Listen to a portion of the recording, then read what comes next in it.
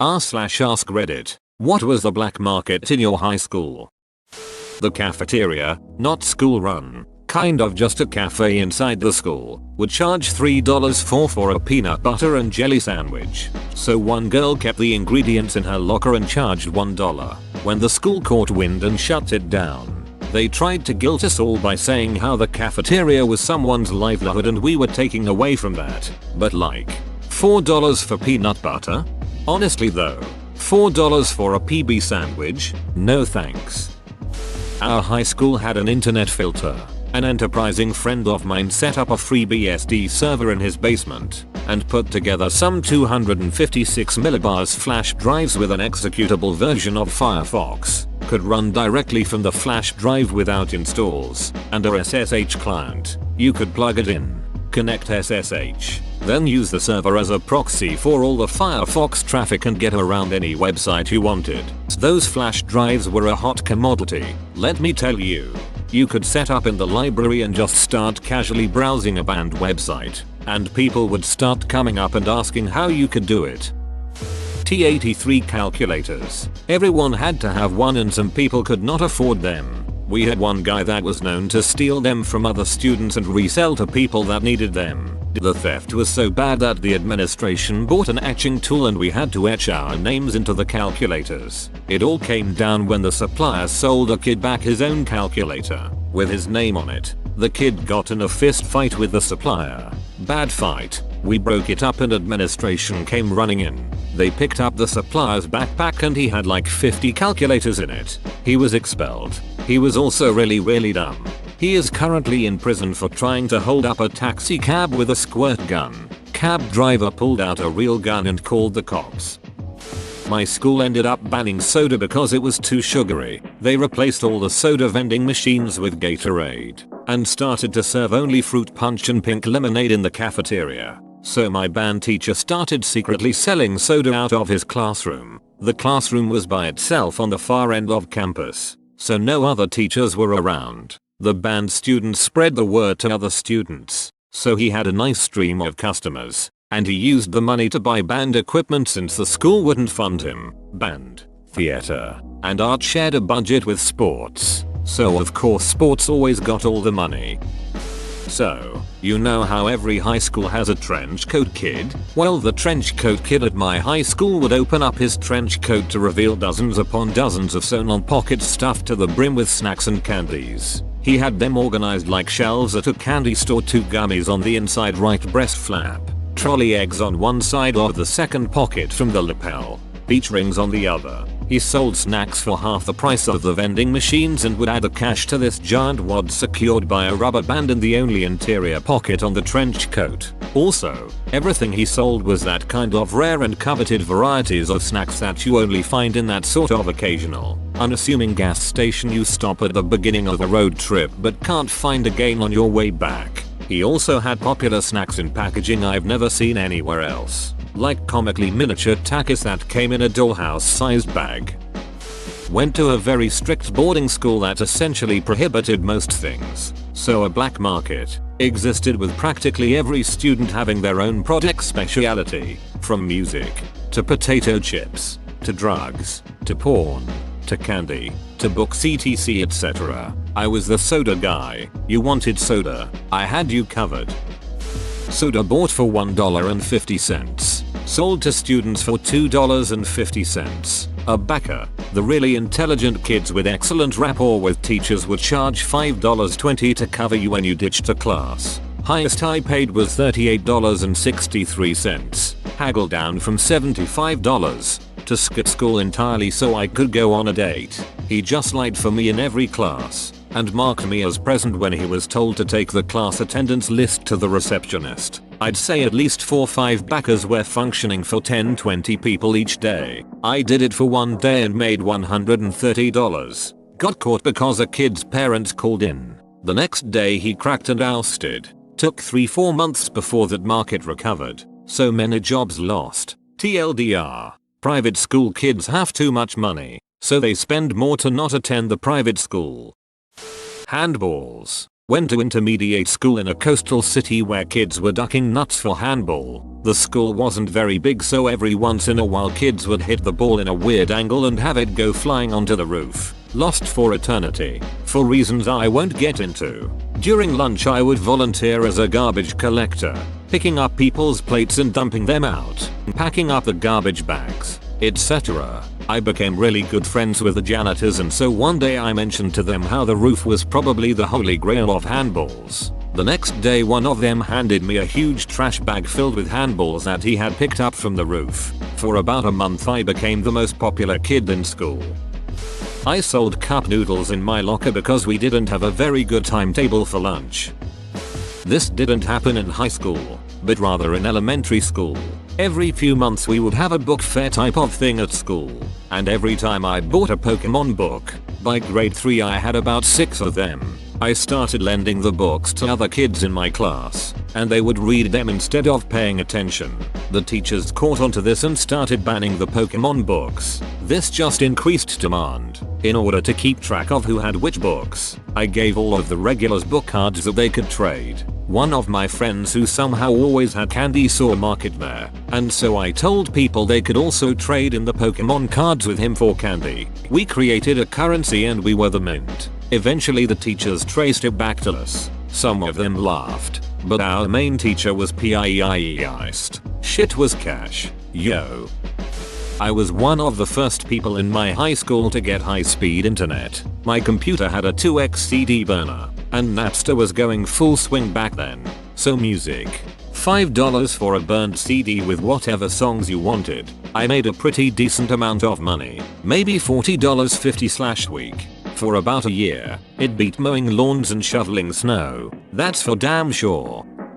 Condoms, oddly enough. Can you tell I live in a small town in the Bible Belt? Hell, you could get the things for free from the health department. But damned if people didn't recognize each other and talk. Same with buying them in stores. Hell, my ma didn't care. We'd take my sister for her depot shot. I'd pick up a paper sack of condoms, sell them for 50 cents a pop to the junior high kids. Hell, it's how I paid for art club fees and money for the trips.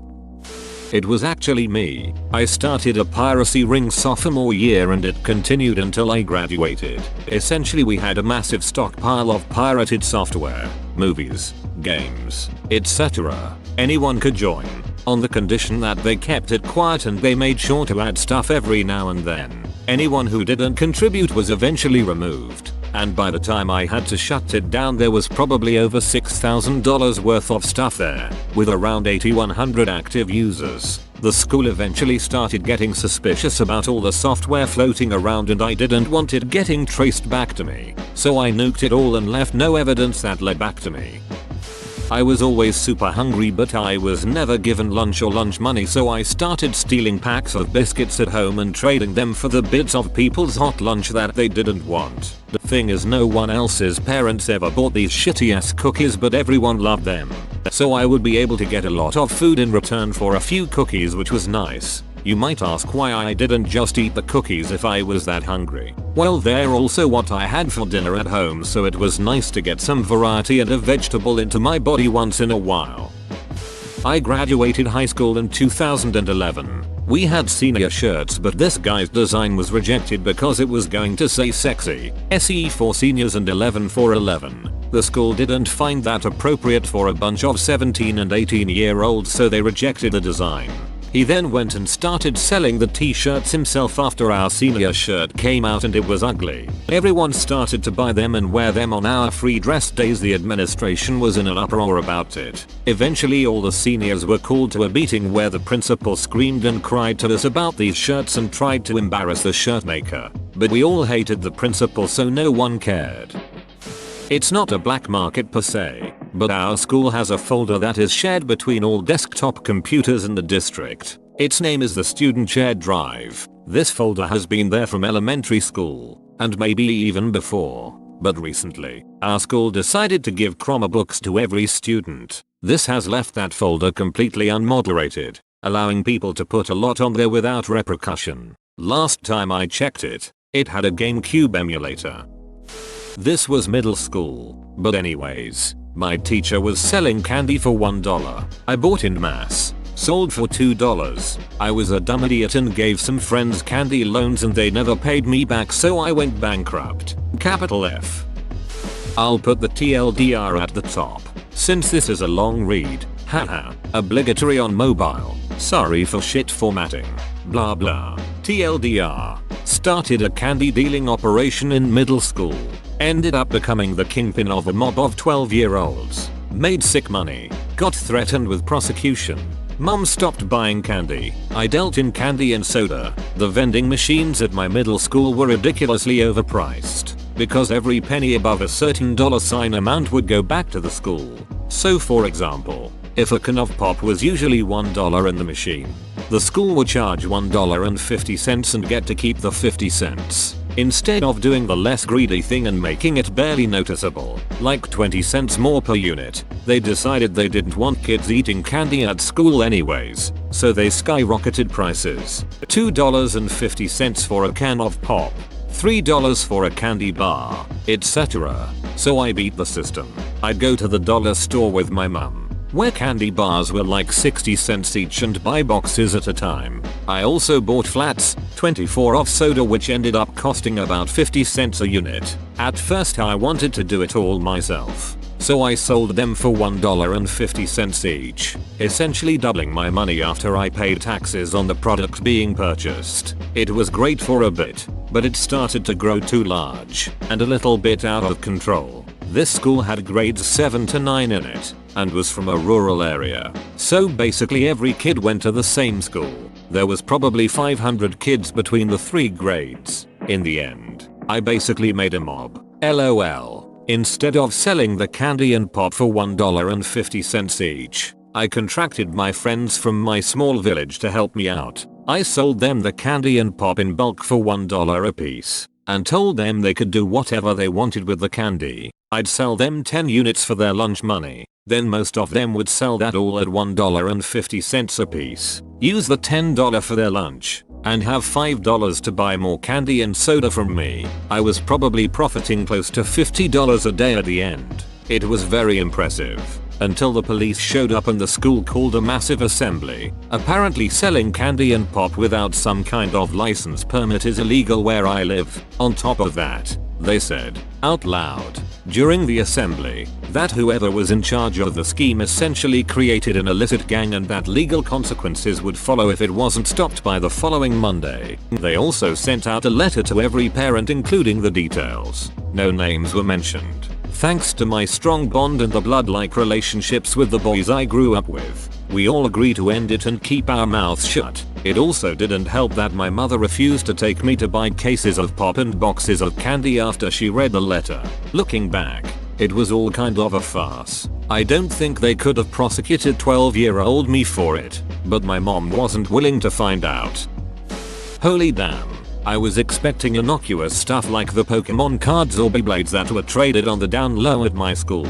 Boo, then I realized this question was for high school rather than primary or middle school. By the time I hit high school I was nowhere near cool enough to be involved in a black market. Sexual favors. When I was a junior, they caught several girls trading blowjobs for money in the auditorium. I never got involved, gay guy here, but my classmates still talk about it years later.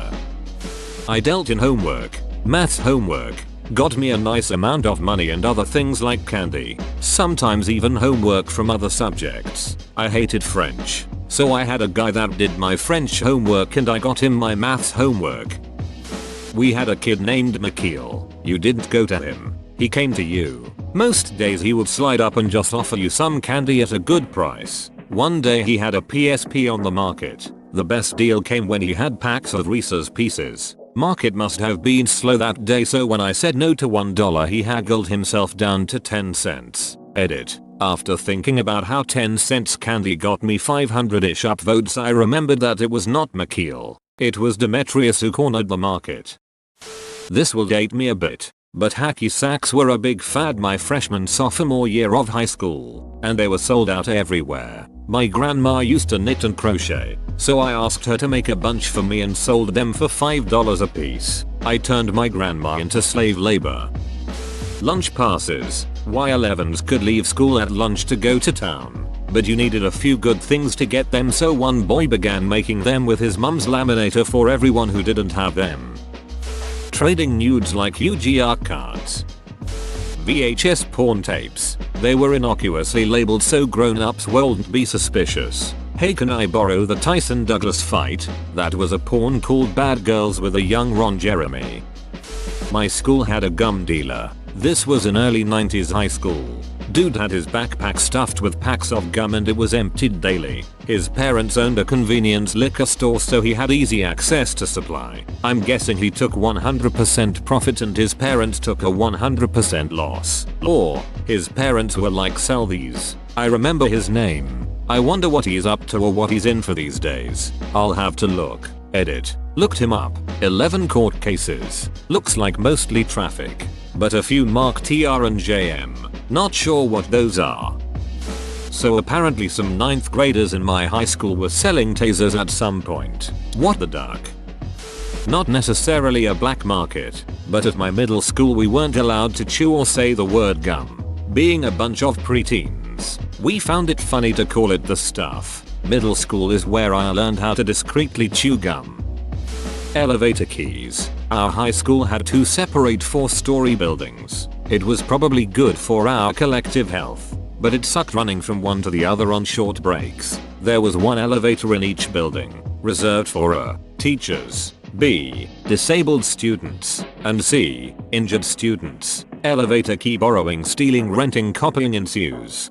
Fireworks on Halloween were a huge thing in my town. Canadian town in BC. We were all underage, so the black market for fireworks and firecrackers was insane in the weeks leading up to Halloween. Most of us went to this one guy who took them from his dad's shop. He never wanted money for them but straight barter system for other goods kids couldn't get. So the month leading up to Halloween everyone would go around town gathering cigarettes, beer, weed, etc. to barter. Man, that kid made bank. He never really worked but had cigs and other goods until February-March of the following year.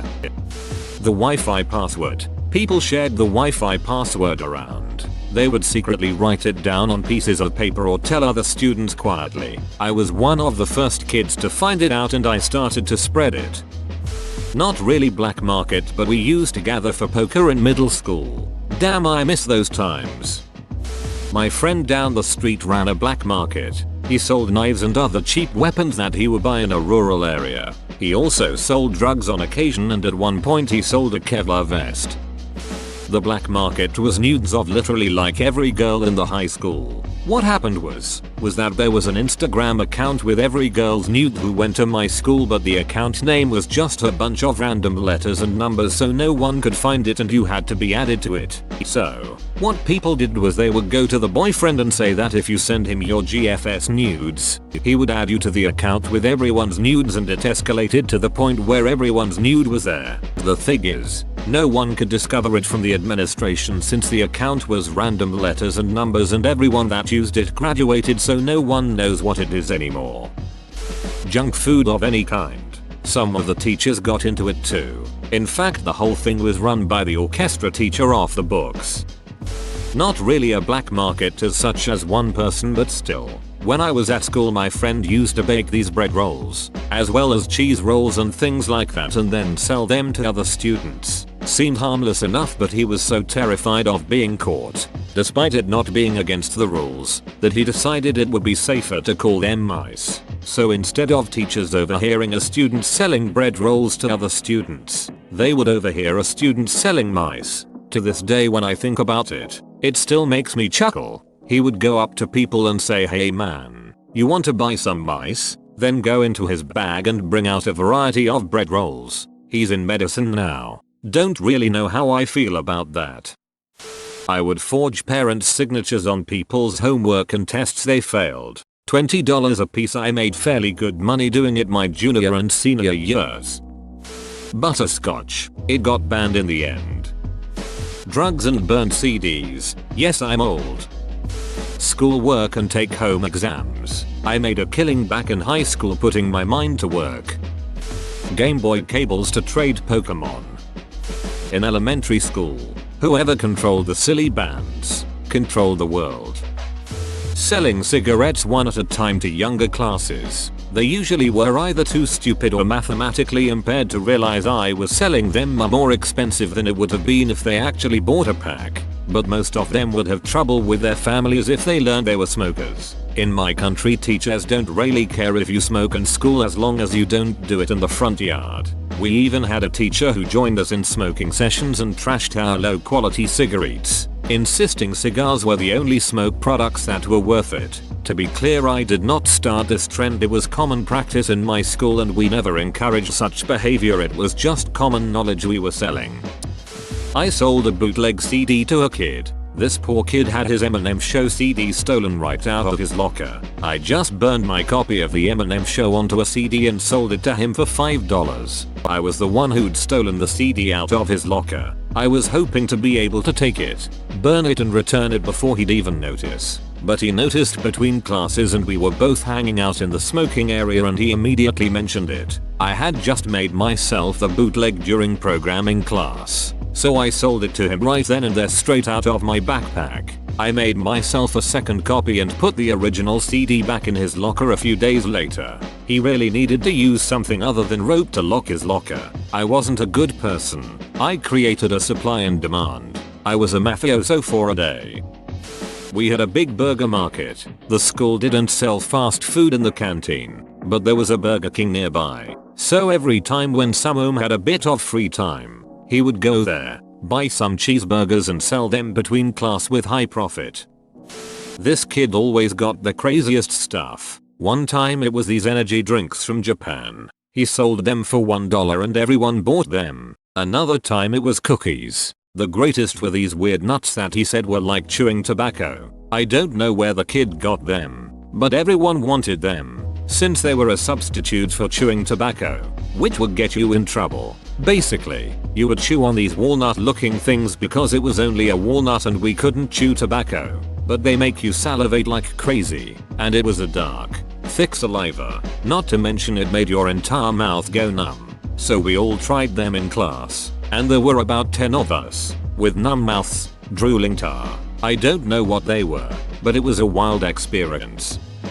In NYC public schools every month you would get a cutting card mailed to your house. It's basically an index card that lists all the classes you didn't attend that month. Like if you were marked present for 4th period algebra but absent from 5th period global history, that history class and the date would be on the card along with all the others for the month. My friends and I always had cutting cards being sent home. Sometimes you got lucky and could sneak it out of the stack of mail before a parent saw it. Usually not though. One day a friend and I were walking home expecting to get grounded for the weekend because it was cut card day. We happened to run into the mailman and asked if he had the mail for our respective addresses. And he did. Score. We were so happy we actually cheered and high-fived. He was very confused. So we explained what the cards were and how much trouble we got in because of them. He charged $20 to not deliver them anymore.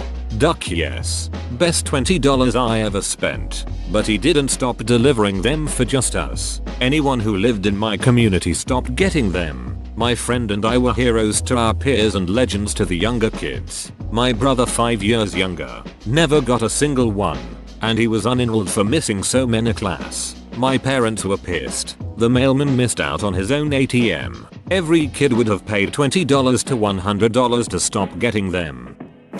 Back in high school we were asked to use Casio Graph 35 plus calculators in math classes, or an equivalent calculator, with scientific functions in it. These calculators were known to be programmable with a simple language, so you could code your own programs, even games, or download programs from the internet or from your friends' calculator. Think link cable for calculators. Sort of. Each time we had an exam where the calculator was allowed, there was always a guy that made programs that actually contained the lessons, the formulas. In short, a huge cheat sheet as a program, and a lot of people who sucked at maths wanted him to share his stuff, so they used to bring their cables and download his programs. At this time, teachers weren't really aware of the programming capabilities of the calculator. That was a pretty much new feature. They didn't really check what you were doing with them.